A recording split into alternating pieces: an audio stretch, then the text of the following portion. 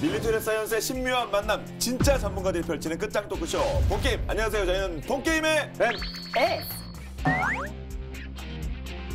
주입니다. 안녕하세요. 네. 안녕하세요. 아니 오늘 제 앞에 앉으시면 바뀌었어요. 네. 여러분들, 이 원쌤이 여장을 하셨나? 아니면 원쌤이 과학기술의 발달로? 원쌤 아니시죠? 원쌤 아니죠? 원쌤 아니죠?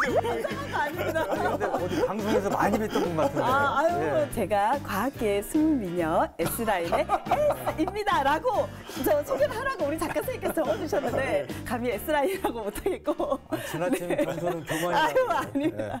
세상은 온통 과학, 밀리터리도 사이언스니까 사이언스의 S입니다.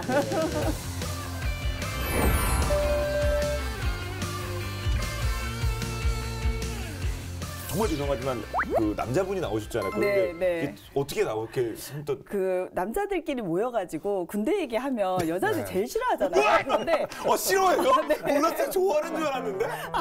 축구 얘기하고 산 얘기하고 좋아하는 줄 알았는데. 절대 근데 축구 얘기 정말 재밌지 않아요? 군대 축구 산 그 세 개 제일 싫어합니다. 이승기 씨도 산 얘기하고 많이. 근데 이제 이 프로그램은 정말 재밌더라고. 제가 보니까요. 남자들이 모여서 군대 얘기를 하는데도.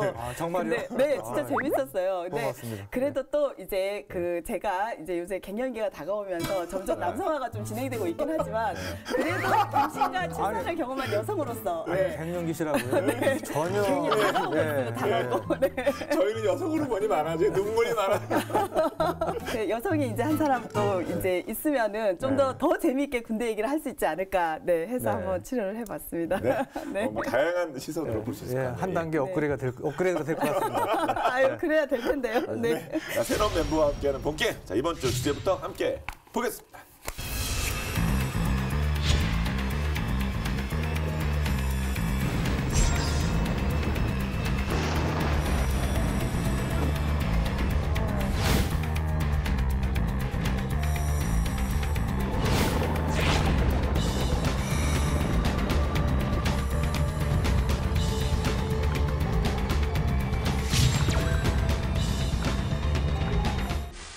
네, 오늘은 현대 해상전의 열쇠, 바다의 사냥꾼 기뢰입니다.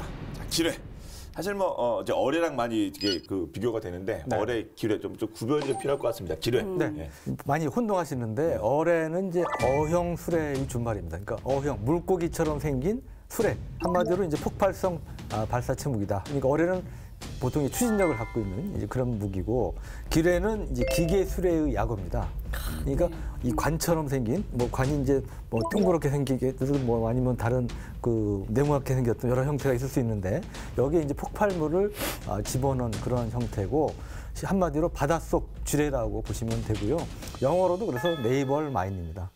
네이벌 마인. 네, 바다 쥐레 기뢰를 이제 영어로 표현하면 네이벌 마인이니까 바닷속의 쥐레다. 네. 기뢰도 결국 부딪히면 터지는 거겠죠? 그렇죠. 바다의 지뢰, 네이벌 마인이면? 요게 이제 기뢰의 내부 구조입니다. 그리고 보면 좀 심플하죠? 아주 단순해 보이는데. 컨덴션 보일러가 생겼는데요. 그러니까 이제 폭약, 센서, 그다음에 기폭 장치, 몸체, 이렇게 이제 좀 구성이 돼 있는데 과거의 기뢰가 굉장히 컸습니다. 아마 이 테이블보다 약간 큰 형태, 그 정도 크기 기뢰가 이제 2차 대전 때나 이럴 때 사용되고 그랬는데 요즘은 이제 점점 작아지죠. 작아야 사실은 발견이 어려운 거 아닙니까? 그러니까 이제 크기는 작아지는 형태고. 약해지는 거 아니에요? 근데 이제 약해지면 안 되니까. 그럼 그렇죠. 그러니까 대신에 이제 RDX나 투펙스 같은 고성능 폭약을 이제 사용하게 되죠. 그 앞에 뭐라고 하셨죠? TNT 아니에요? TNT는 이제 일반적인 재래식 폭약이고 RDX나 이제 토펙스라고 불리는 이러한 것들이 이제 고성능 폭약이 있는데 그런 것들을 사용하게 되고 심플한 만큼 값은 매우 싸다. 군대는 싸봤자 무슨 5,000원 이런 거 1조 넘는 것도 나왔잖아요. 이거 얼마나 싼 거길래 싸다 하시는 거예요? 보통 이제 기뢰도 종류별로 차이가 있는데 한 $1,000에서 $10,000. 그러니까 우리 돈으로 얘기하면 한 100만 원대에서 1,000만 원대 정도예요. 그러면 일반인들 생활용품에 비하면 아니 무기로서는 무기로서는. 박사님들 리액션 장난 아니시네. 그래서 보통 그러면 아무것도 모르시고 나오신 거 아니에요? 카메라 다 달아봐 이거. 우리 진짜 리액션 장난 아니야. 곳이에요. 그래서 그러세요? 근데 하여튼 네. 그러시구나. 네. 그러니까 얼마나 그 네. 일반 생활용품보다는 비싼 거지만 네. 우리가 이제 무기로서는 정말 싼 네. 거예요. 우리 군에서 쓰는 이지삼 한 척에 우리 지난번 시간에 다뤘지만 10억 달러, 1조 원 합니다. 네. 네. 그리고 전차도 보통 신형 전차는 85억에서 100억 이상이에요. 그러니까 거기에 비하면 이제 싼 편이고 네. 실제로 이제 이란 이라크 전에 이 기뢰가 사용이 됐는데 그때 이제 미국의 프리기탄이 구형 접촉식 기뢰 M8이라는 데 이제 피폭이 돼가지고 어디서 맞아가지고 파괴가 됐어요. 그때 사용된 기뢰는 한 1,500달러였는데 150. 예, 그때 이제 그 배가 손상 입었을 거 아니에요? 근데 그걸 수리하는 데 든 비용이 5,210만 달러. 그러니까 우리 돈으로 하면은 500억 이상 의 돈이 드는 거죠. 그리고 걸프전 당시에도 미국의 그 이지삼이 이라크 기뢰에 피격이 돼서 이제 뭐 구멍이 나고 그랬습니다. 근데 그때 사용된 기뢰가 3,000달러. 근데 미국 이지삼은 이 수리하는 데 돈이 이제 1,500만 달러 이상이 이제 들었다고 그럽니다. 이게 뭐 10발이든 100발이든 깔려 있으면 어느 해역에 깔려 있다고 그러면 그거를 찾고 제거하는 작전을 해야 될 거 아닙니까? 그러니까 그동안은 보통 선박은 다니지를 못하는 거예요. 마비가 되는 거죠. 그 자체로서 이 기뢰를 깐 측에서는 목표하는 성과를 상당히 거두는 거죠. 진짜 말씀대로요. 그 기뢰에 대해서 공부를 해보니까 이게 정말 밀당의 고수더라고요. 요즘에 SNS 상으로도 또 가짜 뉴스가 많잖아요. 네. 근데 전쟁 때도 그렇게 가짜 정보를 서로 많이 흘리고 또 가짜 뉴스도 많이 돌아다니게 되는데 일단 뭐 바닷속에 기뢰가 깔렸다 이런 소문이 있으면 그러니까 배가 마음대로 지나갈 수가 없잖아요. 그러다 보니까 일단 뭐 수송이라든지 여러 가지 많은 지장을 받게 되고요. 그다음 만약에 이제 하나라도 터졌다. 그러면 도대체 몇 개가 더 깔렸는지 알 수가 없잖아요. 도대체 그 뭐 기뢰의 수량이라든지 위치라든지 이런 걸 파악할 수 없다 보니까 엄청난 이제 영향을 주게 되는 거죠. 그때는 하나라도 터지면 아예 선박이 통제가 되게 되니까 다닐 수가 없으니까 가격에 비해서 정말 싼데 엄청난 효과를 가지는 그런 이제 무기라고 볼 수가 있고요. 게다가 또 이제 이 설치하는 거는 또 쉽게 설치를 할 수가 있는데 값싸게 또 이제 여러 군데 많은 방식으로 설치할 수가 있는데 이걸 나중에 제거를 하는 데는 엄청난 시간과 노력 그리고 또 인력 장비 다 필요한 그러한 무기라고 볼 수가 있습니다. 사실 그 각각의 부대가 책임이 있는데 그런 정보가 진짜가 가짜가 나왔을 때 확실히 없습니다라고 얘기할 정도로 하려면 시간 엄청 걸릴 것 같아요. 제가 보기에는 그렇죠. 두 번, 세 번 뒤질 것 같은데 근데 심리적으로 그리고 뭐 작전상 시간상 많은 데미지를 상대편에 줄 수 있겠네요. 박사님 처음 나오셨는데 정확하게 핵심을 말씀해 주셨어요. 리액션만 잘하시는 게 아니라 칭찬을 너무 해주셔가지고 막 칭찬을 먹고 잘하는 기분입니다. 네, 감사합니다.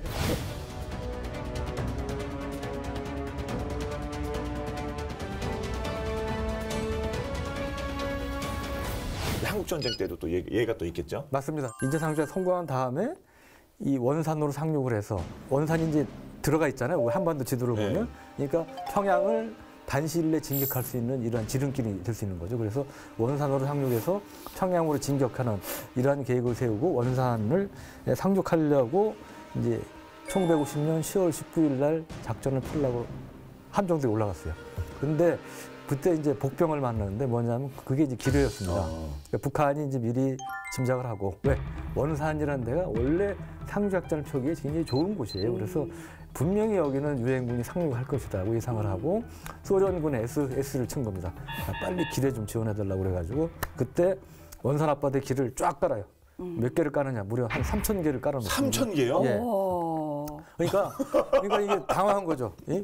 예상치 못한 복병을 만나니까 이제 그때 물론 이제 기뢰를 제거하는 소해작전 전대가 포함이 됐지만 이게 너무 많으니까 역부족이었던 거예요. 그렇죠. 3,000개나. 예, 그러다 보니까 그때 상륙작전에 투입됐던 함대가 계속 원산 갔다가 다시 뭐 울릉도 근처까지 내려왔다가 왔다리 갔다리를 일주일 동안 반복을 합니다. 그러니까 전시가 서 있을 수는 없는 거 아니에요. 그렇죠. 그래 기다릴게 이럴 수 없는 게 뭐가 떨어질 줄 알고 그렇죠. 뭐또 공격받을 줄 알고. 배 타보셨죠? 네, 배 타면 그게 한 뭐 서너 시간만 타도 멀미하는 사람 많잖아요. 그럼요. 근데 네, 이거를 네. 저도 보기보다 예민해서 일주일 내내 바다 배 타고 있다 생각해요. 그러니까 얼마나 그 병력들이 멀미도 하고 힘들었겠어요. 화가 나서 이제 그때 미 해병대원들이 요요 작전 요요 아시죠? 이 요요 작전이라는 이제 다이어트 요요 불명을 다시 돌아오고 무한방송 불만을 이제 퍼뜨렸다고 그러는데 그때 또 원산에서 울릉도까지 가는데 한 12시간 걸렸대요. 그러니까 이 왔다 갔다 하는데 얼마나 힘들었을까 이게 상상이 되는데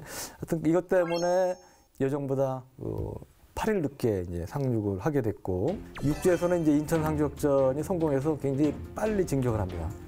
근데 원산은 오히려 이제 8일 동안 울릉도 왔다 갔다 한다고요? 못한 거 아니에요. 그러니까 이게 작전 자체가 완전히 뒤바뀌는 이러한 결과를 초래했고 그때 이제 우리 뼈아픈 교훈을 삼아서 우리가 이제 처음으로 만든 기뢰 부설함이 있는데 그 배가 원산함이에요. 그 이제 아픈 우리 경험, 추억을 담아서 만든 배 이름을 붙인 겁니다. 보통 좀 자랑스러운 그리고 자랑할 만한 그런 걸 이제 네이밍을 하는데 이번 걸 잊지 말자 그런. 그렇죠. 리멤버 원산이죠. 예. 더구나 진짜 한 발만 맞아도 엄청 치명적일 수 있는 게 이게 이제 이른바 버블 제트 현상이라는 게 있어요. 이게 이제 기뢰가 일단 탁 터지잖아요. 근데 물 속에서 폭약이 터지기 때문에 충격파가 일단 전달되는데 그때 이 폭약에서 가스가 나오게 되잖아요. 그래서 안에서 이렇게 완전히 그냥 기포가 형성이 됩니다. 이른바 버블이 형성이 되는 거죠. 그런데 나중에 이 버블이 또 수압에 의해서 줄어들었다가 다시 팽창했다 이런 현상들을 이제 계속 반복하게 되거든요. 그러면서 아랫부분이 먼저 깨지게 되면은 그때는 물을 확 흡수하게 되는데 이후에 완전히 물대포처럼 이렇게 쏘아될 수 있는 그런 버블 제트 현상이 나타날 수 있습니다. 그래서 대단히 치명적일 수 있다라는 거죠. 버블제트 사실 우리 천안함 관련해서 참 많은 얘기해서 저도 좀 좋긴 했습니다만 그러면 연타로 막 이렇게 터진다 1차, 2차 이렇게 막 연쇄적으로 계속해서 뭔가 작용이 있네요. 휘핑이라는 게 있는데요. 제가 이제 휘핑.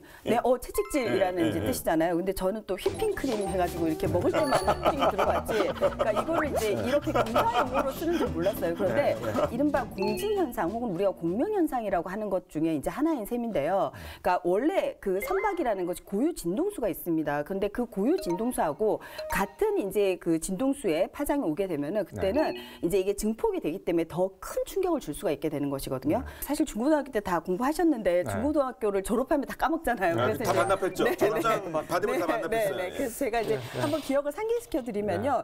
일단 이제 파동이라는 거에 종파하고 행파가 있습니다. 그래서 이제 이런 식으로 이렇게 전달되는 우리가 종파라고 얘기하게 되는데요. 소리 같은 게 대표적인 종파예요. 그런데 이제 지금 물속 얘기니까 수면파를 하게 되잖아요. 수면파는 이른바 횡파예요. 이런 식으로 이제 전달이 되게 되는 거거든요. 파만 이렇게 이동하는 것을 볼 수가 있는 거거든요. 그런데 이제 이른바 지금 공명 혹은 공진 현상을 이제 설명드려야 되잖아요. 각 물체마다 다 고유 진동수가 있어요. 그래서 이제 가장 대표적으로 볼 수 있는 이거 많이 장난해 보셨을 것 같긴 한데요. 이런 이제 와인잔 같은 경우에 이거 해야 돼요. 이거 와인 한 잔 마시기 전에.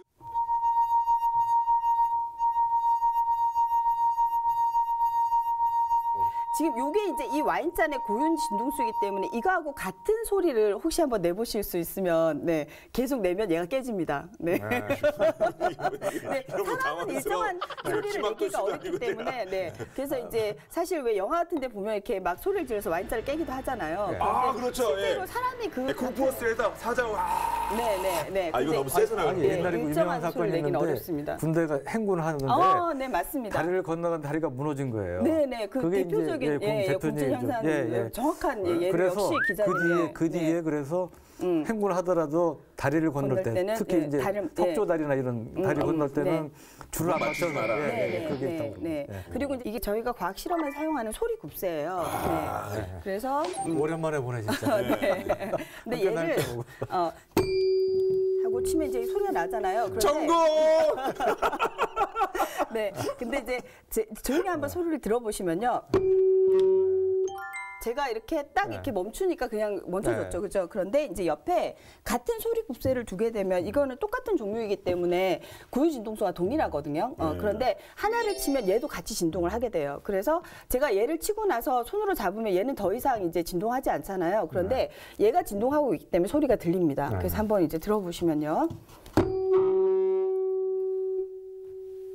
지금 계속 소리가 나죠. 네, 얘도 네, 흔들리고 진동이 있죠. 있어요. 네. 네. 그러니까 제가 멈춰도 소리가 나는 거는 지금 이 소리 굽수에서 나는 거예요. 왼쪽 소리 굽수에 저 기준으로 했을 때. 네. 그래서 이제 고유 진동수와 같으면은 같이 진동을 하게 되는데 그때는 진동수가 더 증폭이 될 수가 있게 된다는 거죠. 네. 그래서 그런데 그게 바로 휘핑 현상이고요. 그러니까 배에 이제 그 지금 일단 충격파가 전달이 되게 되고 그다음에 또 버블이 생긴다고 말씀드렸었잖아요. 근데 이 버블이 그러니까 커졌다가 또 수압 때문에 줄어들었다가 다시 커졌다가 하면서 이렇게 주기가 있거든요. 근데 그 주기하고 또 이제 그런 진동수하고 충격파의 진동수와 배의 고유 진동수가 맞아 떨어지게 되면은 이제 엄청난 일이 생기는 거죠. 선박이 파괴될 수 있다는 겁니다. 그래서 이제 어뢰 한 발로 1000톤짜리 배가 두동강에 나기도 하고 이제 그런 거군요. 네, 그 특히 이제 두동강이 나는 가정 같은 경우에 어떻게 되냐면 일단 기뢰가 폭발을 해요. 그럼 충격파도 전달되고 그다음 버블도 생기잖아요. 근데 이 버블이 커지니까 배가 어떻게 되냐면 배가 이렇게 일자로 있을 수가 없고 배가 이렇게 위쪽으로 휩니다. 버블 들썩하겠죠, 때문에. 들썩. 들썩 위로 올라가잖아요. 근데 이렇게 위로 휘었다가 그다음에 이제 수압 때문에 버블이 다시 수축해요. 그러면 얘가 어떻게 됐어요? 밑으로 이제 이렇게 또 꺼지겠죠, 그죠? 네, 그러니까 위쪽으로 V를 했다가 아래쪽으로 V를 하는 셈이니까. 이렇게 됐다가 이렇게 됐다. 오, 정확한, 이렇게 됐다. 네. 아, 얘가 길어서 못 썼는데 이렇게 또 활용하시네요. 네. 이거 자꾸 부러지는 거 아니에요? 네, 우리가 할 때도 이거 맞습니다. 부러지는 거 아니에요? 우리 네, 딱뭐 네. 단단 부러뜨리시면 그렇게 하죠. 네, 네. 그러니까 배가 유연하지 못하니까 균열이 쫙 생기는 거예요. 그런 상태에서 이제 이 그 버블이 이제 또 다시 이제 수축했다가 다시 이제 팽창할 때 아래쪽이 깨지는데 이때 물을 쫙 흡수한다니까요. 그랬다가 그 다음에 이제 다시 배가 이렇게 위로 버블이 커지고 있으니까 배가 위로 올라오게 되잖아요. 네. 그러면서 버블이 수면에 닿으면은 그때 담았던 흡수했던 물을 완전히 그냥 물대포처럼 쫙 쏘아 올리는 거죠. 그러면 정말 큰 선박도 이렇게 두동강이가 날 수가 있는 겁니다. 오, 네. 엄청나네요.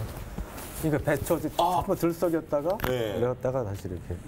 저게 한 번 한 게 아니라 수차례 반복되는 거죠, 저게요? 네. 그러니까 이제 그거는 또 이제 뭐 폭약이 오, 예. 네네 어떻게 터지느냐에 따라서 이제 예. 있는데 그 버블이 이제 수축이 되었다가 또 다시 팽창되었다 하는 것을 반복하는 그 주기가 있습니다. 네. 보니까 들썩이면 터지네요. 네.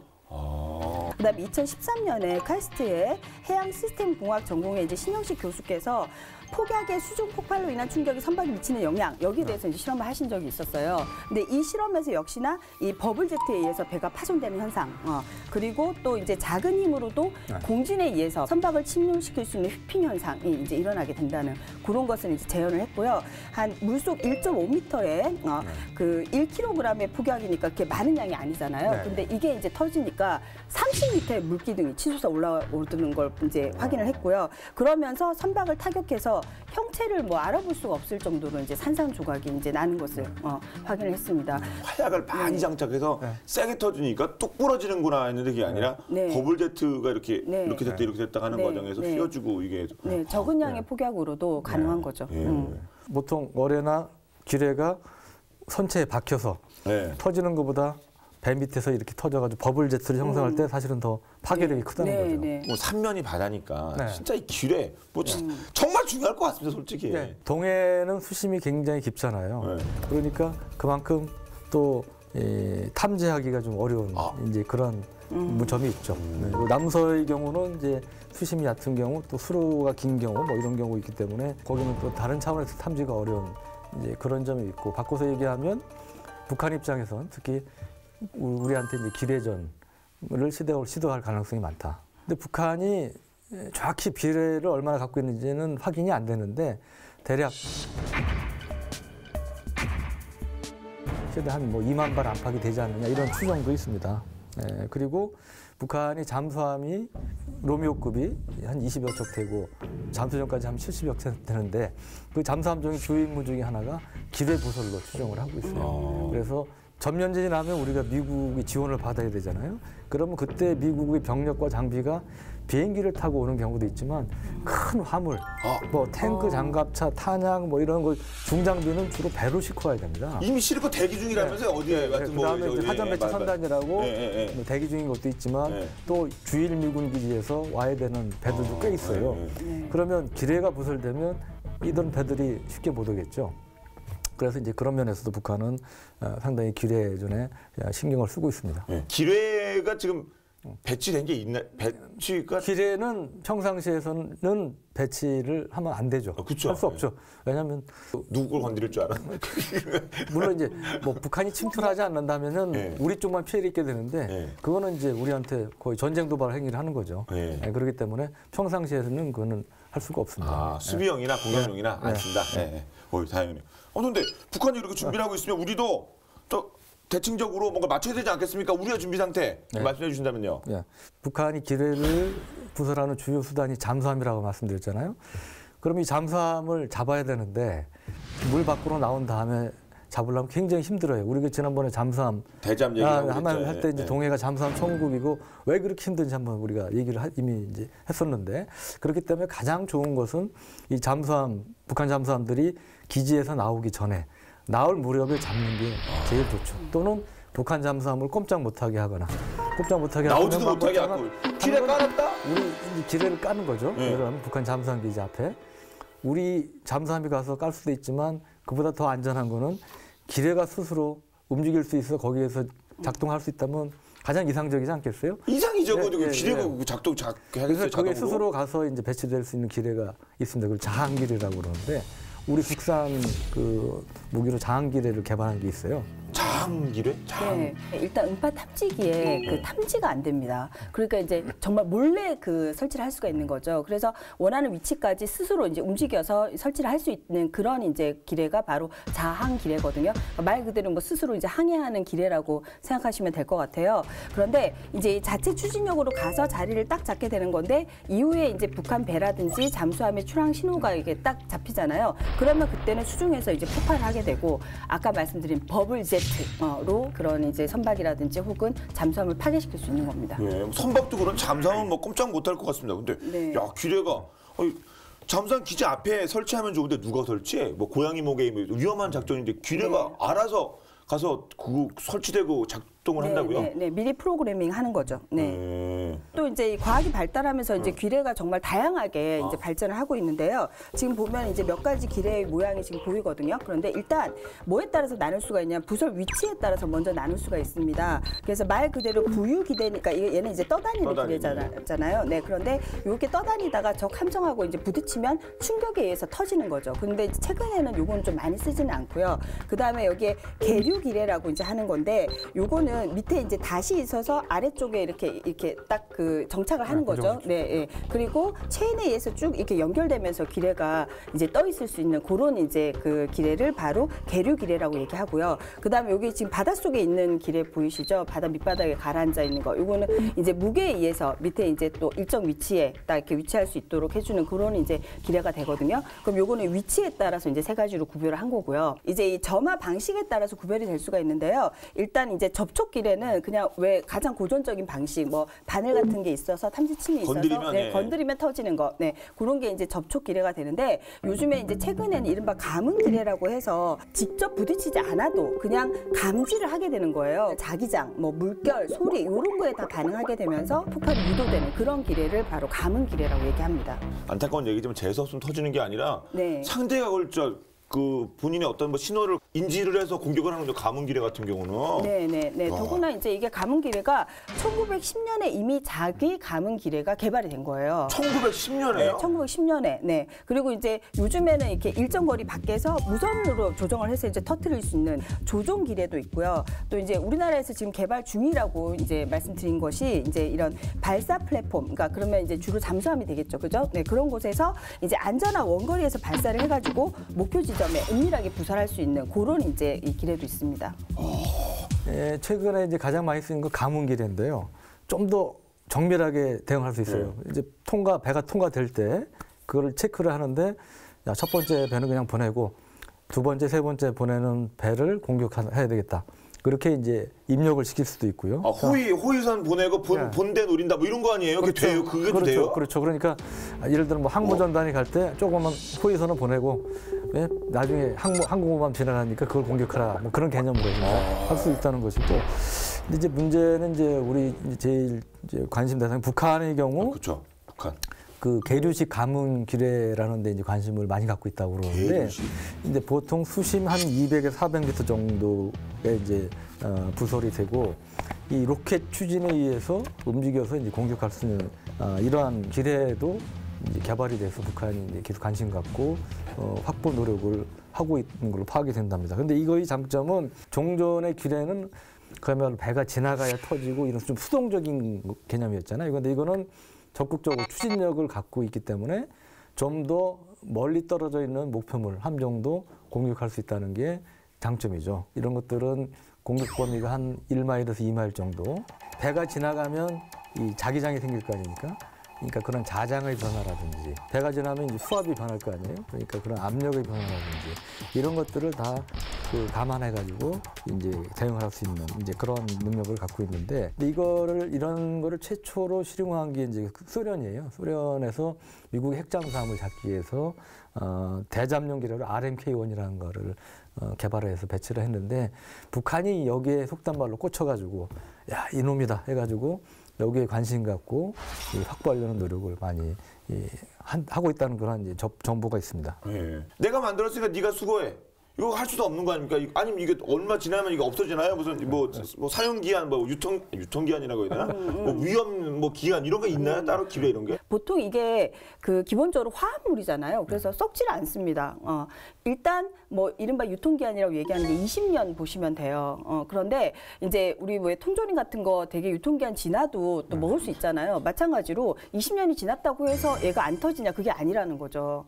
그런데 누가 보장하겠냐고요? 그러니까 그게 이제 정말 문제인 6.25 때 있었던 불발탄 터지기도 하잖아요. 네, 지금도 터지니까. 폭발물 주례 그래서 이런 것. 그러니까 실제로 2차 대전이 이게 1945년에 이제 끝났어요. 그런데 당시에 부설됐던 기뢰가 아직도 이제 종종 발견이 되고 있는데 특히 이게 독일 분들이 엄청나게 기뢰를 깔은 거예요. 그런데 무지 깔았는데 이 그 주변 수역하고 공에서 약 한 2만 발에 해당하는 그런 이제 기뢰를 깔아놓은 거예요. 그러면 이제 영국 해군에 대해서 이제 또 해군력이 빈약했으니까 얘네들이 이제 그 기뢰로 좀 이겨보려고 그렇게 했던 것이거든요. 그런데 뭐 영국의 북해, 지중해, 노르웨이, 프랑스 연안 뭐 이런 데 쫙 깔아놓았는데 이게 그대로 그 자리에 있는 게 아니에요. 또 지뢰 같은 경우는 땅에 묻혀서 그 자리에 있지만 바다는 움직이잖아요. 해류가 이제 있기 때문에 해류를 타고 다른 곳으로 흘러가는 겁니다. 유럽 수역이라든지 오스트레일리아까지. 오스트레일리아는 엄청 멀 거 아니에요, 유럽에서. 그럼요. 그러면 이 남반구입니다. 그런데 이 오스트레일리아 근해까지도 발견이 되고 있다는 거죠. 그러니까 그 당시에는 물에 둥둥 떠다니는 부유기뢰를 많이 썼기 때문에 그렇게 멀리까지 이제 가는 거죠. 그래서 최근에도 2000년대에도 이제 영국의 랜드게이트라는 데 그 바다를 지나던 벨기에 어선이 기뢰를 발견해가지고 영국의 업지도선을 후출한 적도 있는데 이때 이제 기뢰는 길이가 한 2m, 무게가 한 800에서 1톤 정도 되는 그 비행기에서 투하하는 형태였다고 그래요. 만약에 좀 더 흘러갔으면 이 랜드게이트 항구나 이런데 아니면 도보 해협에서 멀지 않다고 그러는데 대형 사고가 날 뻔한 이제 그런 일이었고요. 2차 대전 역사책이나 영화에만 있는 게 아니라 그게 만약에 사고의 원인이 된다면 2차 대전이 지금도 진행 중이라고 볼 수 있는 거 아니에요? 네, 맞습니다. 진짜 정말 끔찍한데요. 전쟁이 끝나도 끝난 게 아니잖아요. 이렇게 되면. 그래서 이제 유럽의 100개를 이제 보호하는 나토 해군에서 2008년에 이런 기뢰를 좀 제거하는 작업을 진행을 했습니다. 그런데 정말 뭐 그리스, 남부 모로코, 뭐 독일, 에스토니아, 그다음 벨기에, 뭐 아무튼 근처 그 유럽 국가들 있잖아요.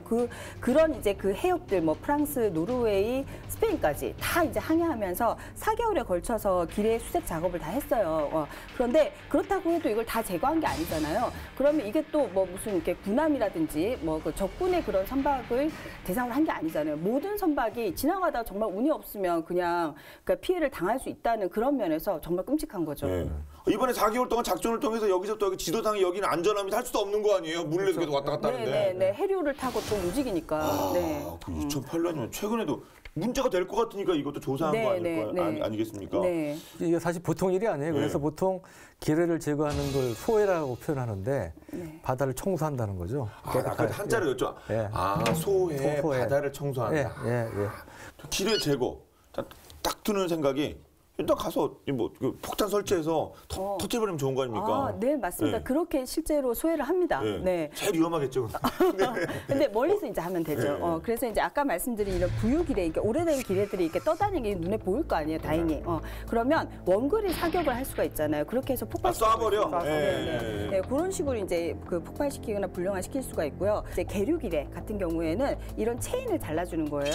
기계적으로 절단이 되게 되면 기뢰가 이제 수면 위로 올라오게 되잖아요. 밑에 있었는데 그러면 이제 그 이후에 제거할 수가 있게 되는 거죠. 또 쏴버려. 네. 그다음에 특히 이제 가문 기뢰가 대단히 많다고 말씀을 드렸었잖아요. 이 가문 기뢰 같은 경우에 뭐 자기장이라든지 그다음에 소리 같은 데에 이제 감지를 하게 되니까 이불로 그런 소리를 내주는 거예요. 인위적으로.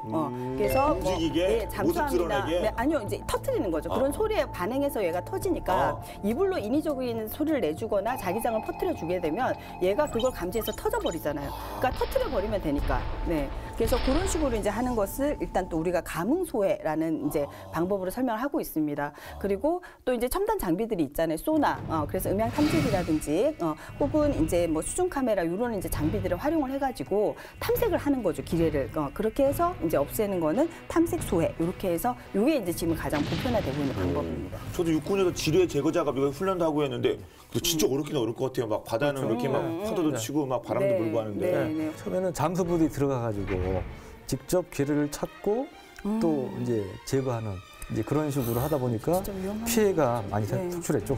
그래서 이제 미해군에서는 1950년대 말부터 한 2,800만 달러 정도 예산을 투입을 해서 바닷속에 숨겨진 기뢰라든지 아니면 적 잠수함정이나 요원 등을 찾아내는 그 프로젝트를 진행을 했는데 그것을 해군의 해양 포유류 프로그램이라는 명칭으로 이제 운영을 했습니다. 그리고 과거 전에 우리가 한번 다룬 적이 있었죠. 그 돌고래라든지 동물을 이렇게 우리 동물을 필요한 작전에 동물을 무기로 활용한 사례죠. 이제 돌고래라든지 바다사자, 또 심지어는 뭐 범상어 이런 것까지 범고래 이런 것까지 동원해가지고 기뢰 발견 및 뭐 제거 훈련을 사용하기도 했는데 2014년 11월에도 이 바레인의 마나망에서 실시된 훈련에서 그 수중의 기뢰를 탐색하는 바다 사자 2마리 모습이 이제 공개되기도 해서 이 동물 애호 단체들이 좀 거기에 대해서 비판적인 여론을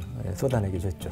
인명 피해를 최소화하기 위해서 동물을 이렇게 쓰는 건데 동물 자체를 본다면 그게 참 말씀하신 대로 불쌍하기도 한 거고 이게 과학윤리에서 이거 뭐 의료윤리 참 이거 어떻게 해야 되는 거예요? 이거 참 요즘에는 이제 실험 동물에 대해서도 저희가 뭐 고통을 줄여주거나 여러 가지 이제 그런 대안들을 많이 마련하고 있거든요. 그러니까 더구나 이렇게 동물을 이제 이용해가지고 기뢰를 찾고 한다는 것이 얼마나 동물들한테 고통이 되겠습니까? 그러다 보니 동물 단체에서 또 엄청난 비난을 했습니다. 그러면 동물을 보호하고 할 수 있는 방법을 이제 개발해야 될 거 아니에요. 그래서 개발한 게 이른바 로봇 물고기입니다. 로봇 물고기입니다. 고스트 스위머라는 이제 로봇 물고기예요. 길이는 한 1m 정도 되고 한 45kg 정도 되는데 이제 뭐 경우에 따라서는 한 150m 정도 되는 전선을 이제 연결해가지고 얘를 조정할 수도 있고 자동으로 움직이게도 할 수 있는 걸 프로그래밍해서 이제 기뢰를 뭐 탐지하고 선체를 탐색하고 뭐 이런 것들을 주로 이제 할 수 있는 그런 이제 그 동물이 하던 역할을 이 로봇 물고기가 하도록 할 수 있게 된다는 겁니다. 그런데 최고 한 91m 깊이까지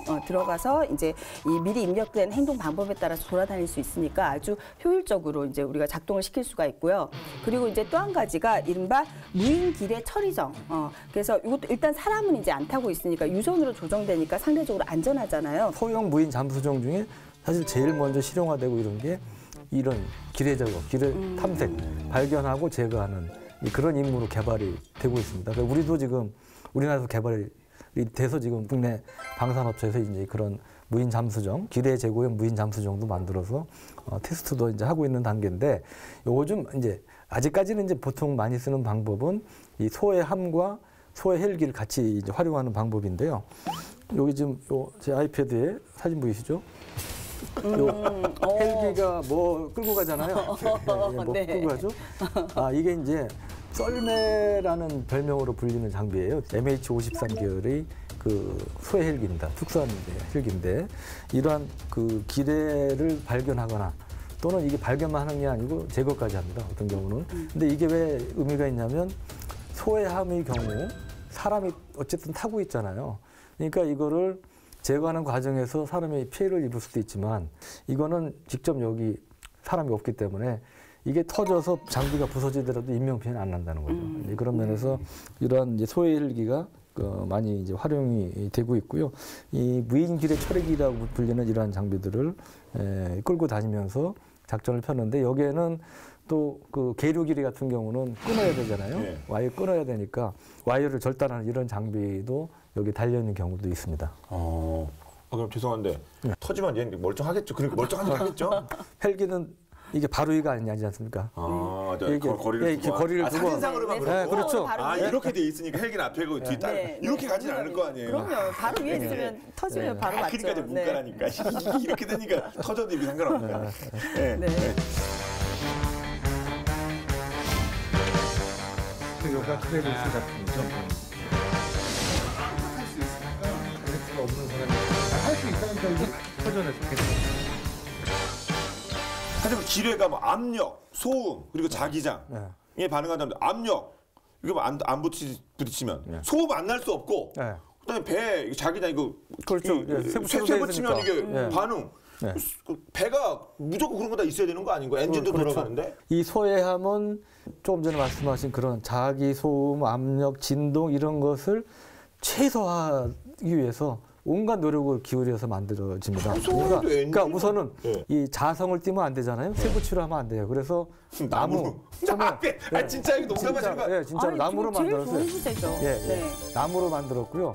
그 뒤에 이제 초기에는 그랬지만 그 뒤에는 이제 FRP라든지 다른 또 비자성 특수 금속을 쓰는 형태로 선체를 만듭니다. 볼트, 너트 뭐 이런 것들도 좀 특수하게 제작을 해서 소음이 적게 나도록 그렇게 이제 제작이 되고 너트 같은 경우도 비자성체로 만들어지도록 그렇게 이제 설계가 돼 있고요.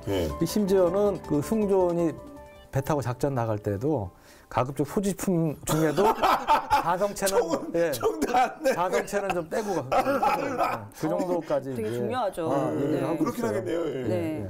엔진에서 주로 이제 소음이 크게 나잖아요. 그러니까 이 소해 작전을 펼 때는 주 엔진은 돌리지 않고 조그만 이제 보조 추진 체계로 이렇게 이제 작전을 펴도록 이렇게 하는 경우가 많다고 그래요. 근데 이제 문제는 아무리 이런 노력을 하더라도 기본적으로 함정이고 또 뭐 자성을 전혀 안 띄게 할 수는 없는 거잖아요. 그렇기 때문에 가급적 길에 가까이 접근이 안 되도록 일단은 노력을 한다고 가장 원초적인 이제 뭐 노력이라고 볼 수가 있는데 100% 안전한 게 어디 있겠습니까? 그럼에도 불구하고 하는 게 정말 대단한 희생이고 고생이십니다. 네. 근데 그런 뭐 기술 얘기도 많이 하셨는데 이 중에 우리 코리아 기술도 좀 있겠죠? 있습니다. 네, 그 대한민국 K마크 기술 있습니다. 네, K마크. 네, K마크 기술 있습니다. 일단 이제 1970년대만 해도 미국에서 이제 들여온 그 목조 소해함, 그걸 이제 목조가 중요한 거죠. 네, 그리고 자성체도 아니고 하니까 가장 이제 좋은 이제 핵심적인 소재를 만드는 거죠. 거북선. 예, 삐죽삐죽 안 될 것 같네요. 네, 그래서 이제 그걸 썼는데 이제 또 세월이 지나다 보니 지나치게 낡고 그다음에 좀 더 성능을 개선해서 이제 국산으로 한번 새로 건조를 해보자. 그렇게 해서 이제 만들어진 소해함이 있습니다. 그게 일단 강경급이랑 양양급이 되게 되는데요. 일단 이제 그 강경함 같은 경우에는 일종의 그 기뢰를 이제 탐색하는 그런 이제 기능을 가지고 있고요. 그리고 양양함은 이제 기능을 좀 더 개선을 해가지고 기뢰를 소외하는 그런 이제 기능을 가지고 있습니다. 이 양양함은 강경함에 없는 그러니까 자기나 음향을 감지하는 그런 이제 복합 소해 체계가 추가로 이제 탐지가 되어 있습니다. 이제 이런 그 자기나 음향을 감지하는 부분이 대단히 중요하기 때문에 그런 성능들을 다시 이제 더 얹어 놓은 거죠. 그렇군요. 예. 다른 나라 얘기도 좀 해봤으면 좋겠는데 다른 나라 이 뭐 기뢰전 뭐 태세라고 해야 될까요? 이런 것들은 어떤 것들이 있을까요? 그러니까 그 우리가 흔히 군사 강국으로 얘기하는 그 러시아, 중국 이런 나라들도 기뢰전을 굉장히 중요시하고 있어요. 예, 그래서 뭐 공격 또는 방어 목적으로 다량의 기뢰를 보유하고 있고, 근데 이제 무엇보다 특기할 만한 나라는 일본입니다. 일본. 예, 일본의 그 소해전 능력은 세계 최고 수준으로 알려져 있는데, 사실 그 아까 말씀드린 6.25 전쟁 때의 그 원산에서의 그 기뢰 제거 작전에도 사실은 일본이 비밀리에 지원을 했습니다. 그게 한동안은 비밀로 알려지지 않다가 6.25 전쟁이 끝나고 일정 기간 지난 다음에 이제 오픈이 돼가지고 알게 됐는데, 그때만 해도 일본은 정식 군대도 없고 그럴 때, 물론 지금도 자위대라는 명칭을 쓰지만 전쟁에 뭐 개입하거나 그런 것들이 45년 태평양전쟁이 끝낸 직후여서 그 참전할 만한 여건이 안 됐는데 미국이 요청을 해서 그때 일본 그 소해함들이 참전을 해서 사실은 그 기뢰 제거 작전을 지원하는데 그런 역사가 있어요, 일본은.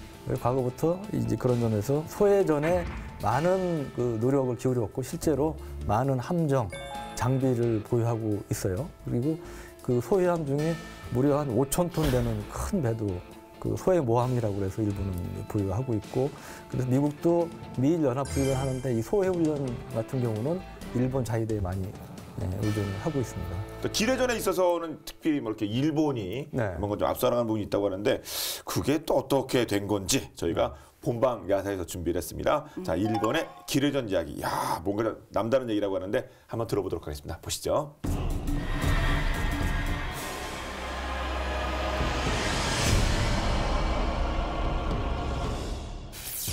여러분, 기뢰하면 어떤 이미지가 떠오르세요? 제2차 세계대전 대서양을 늑대 유보트를 막기 위한 연합군의 기뢰 공격? 아니면 기뢰 때문에 망가진 거대한 군함?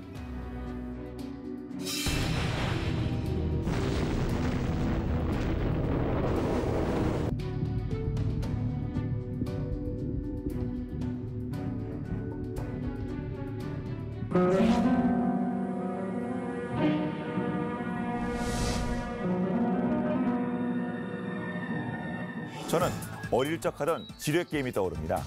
지뢰 아이콘이 접촉 기뢰와 너무 닮아서요. 그런데 여러분, 인간 기뢰라고 들어보셨습니까?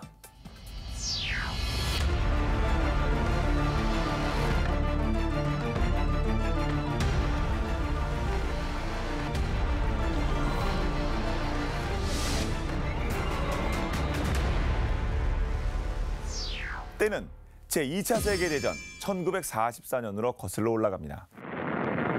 미국의 기뢰살포 작전으로 대부분의 상선을 격침당한 일본은 총공세에 들어가죠.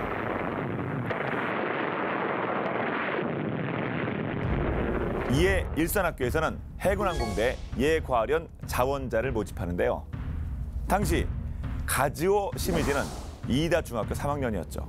그런데 시미지의 단짝 친구가 예과련 지원자로 호명됩니다. 자원이 아닌 차출이었던 거죠. 시미지는 홀어머니와 단둘이 살고 있던 친구를 보낼 수 없었습니다.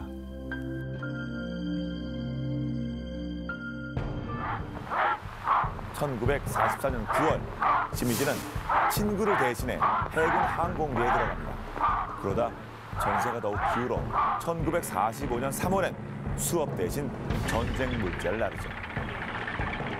그리고 6월, 시미지는 특공대 모집 소식에 바로 자원합니다. 학교에서 늘 명예롭게 죽어야 한다고 배웠기 때문이죠. 시미지는 요코스카 해군기지가 있는 쿠리야마 해변으로 갑니다. 그런데 도착한 시미지는 소스라치게 놀랍니다. 2m가 넘는 대나무를 들고 바다로 걸어 들어가는 대원들. 인간 기뢰부대 후크류가 기다리고 있었던 거죠. 2m의 대나무 지팡이 끝에는 폭탄이 고정되어 있는데요. 이게 후크류의 무기 오식 경례입니다. 바닷속에 숨어 있다가 연합군의 배가 보이면 오식 경례를 꽂아 폭파시키는 거죠. 그런데 여기 잠수 장비를 좀 보세요. 고무로 된 잠수복, 투구에 가까운 잠수 헬멧, 3.5리터짜리 산소통 2개와 공기 정화 장치까지 맵니다. 납벨트를 차고 납 덧신도 신는데요. 오식 경례 무게만 15kg 가까이 됐습니다. 총 68kg. 성인 남성 1명을 업고 훈련을 한 겁니다. 하지만 시미즈가 가장 괴로웠던 건 호흡법이었는데요. 이 호흡법 때문에 죽는 대원들이 생기고 맙니다. 그것도 매일 말이죠. 이유는 바로 후큐류가 사용하는 화학식 공기 정화 장치에 있었습니다. 입으로 내쉰 이산화탄소는 1차 흡수캔으로 이동합니다. 이곳에서 탄소를 흡수하고 2차 흡수캔에선 수분을 흡수하는데요. 1, 2차에 걸쳐 걸러진 산소는 등에 맨 산소통으로 갑니다. 이렇게 이산화탄소가 산소로 재생산되기 때문에 산소 양이 늘어나 장시간 잠수가 가능합니다. 무엇보다 이산화탄소를 밖으로 내보내지 않으니까 기포가 나지 않아서 적에게 들킬 위험이 적죠. 대신 내보내지 않은 이산화탄소 때문에 죽을 확률이 높아집니다. 생각해보세요. 한 번 잠수하면 6시간 이상 자유롭게 숨을 쉴 수 없고 입으로 몇 번만 호흡해도 이산화탄소 중독에 빠집니다. 심지어 잠수 장비들은 전시 상황에서 급하게 만들어져 헬멧 유리에 금이 가거나 호스가 벗겨지는 경우가 다반사였는데요. 바닷물이 들어와 흡수캔에 수산화 나트륨과 만나면 어떻게 되는 줄 아세요? 양잿물 같은 강한 염기가 만들어집니다. 이걸 마시면 폐가 타버립니다. 시미즈는 매일 대원들의 시체를 태웠습니다. 또 매일 자신이 그렇게 되지 않기를 기도했죠. 몇 달간 시미즈의 일과는 훈련, 시체 태우기, 기도의 반복이었습니다. 그런데 사망자가 많았던 또 다른 이유가 있습니다. 산소 없는 산소통이 지급된 건데요. 물자가 부족한 전쟁 말기다 보니 군대와 산소통 회사의 비리까지 있었던 거죠. 1945년 8월 15일 일본의 천황이 항복합니다. 大型機を耐え、忍び型機を忍び、追って万世のために太平洋や関東をす。 8월 20일 시미즈는 장교의 지시를 받고 호쿠류의 모든 기록과 장비들을 불태우는데요. 기록을 은폐했으니 전사한 호쿠류 대원의 수는 정확히 모릅니다. 하지만 시미즈가 목격한 죽음만 50명에 이르고 매일 수십 명이 죽었다고 들었다는 호쿠류 특공대 선임하사관의 증언도 책으로 남아 있습니다. 해군뿐만 아니라 당시 일본군 수뇌부는 의무를 강요하며 수많은 부하들을 자살 특공대로 내몰았는데요. 하지만 종전 후 대부분 책임을 지지 않았습니다.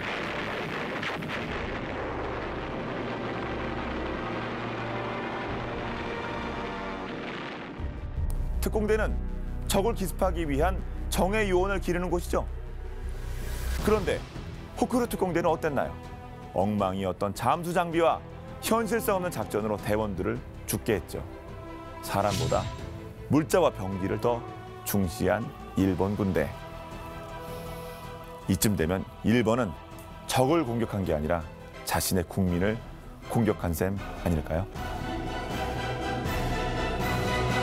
일본 하면 이제 가미카제는 다 아시잖아요. 근데 네. 그것만 연상하는 알고 있었는데 이렇게 뭐 수중 무기까지 이런 자폭 무기가 있었다는 게 정말 네. 참 가슴 아픕니다. 네. 네, 저도 보면 정말 이렇게 가지가지 다 한다. 네, 이런 생각이 들긴 하는 것 같아요. 네.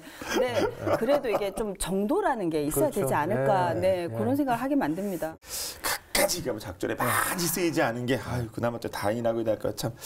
국방 TV에서 이 본게임 하면서 진짜 네. 전쟁 나거나 무슨 이런 뭐 사변이 안 났으면 좋겠다는 생각은 진짜 더 듭니다. 네. 네, 정말입니다. 1945년에 끝난 2차 대전에 깔은 기뢰가 아직도 이제 인류를 위협하고 있잖아요. 이 소해 작업이 정말 잘 돼서 빨리 이제 이런 위협에서 좀 벗어날 수 있었으면 좋겠습니다.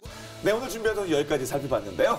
다음 주에는 더욱더 재미난 본게임으로 돌아오고 약속드리겠습니다. 네, 지금까지 저희는 본게임의 지였습니다. 감사합니다. 고맙습니다. 네. 감사합니다. 너무 잘하세요. 뭔가 이것도 진짜 이거 저기 자꾸 꺼지고 얘는 배터리 떨어지고 밀리터리 체질신 같은데. 미치는 거죠.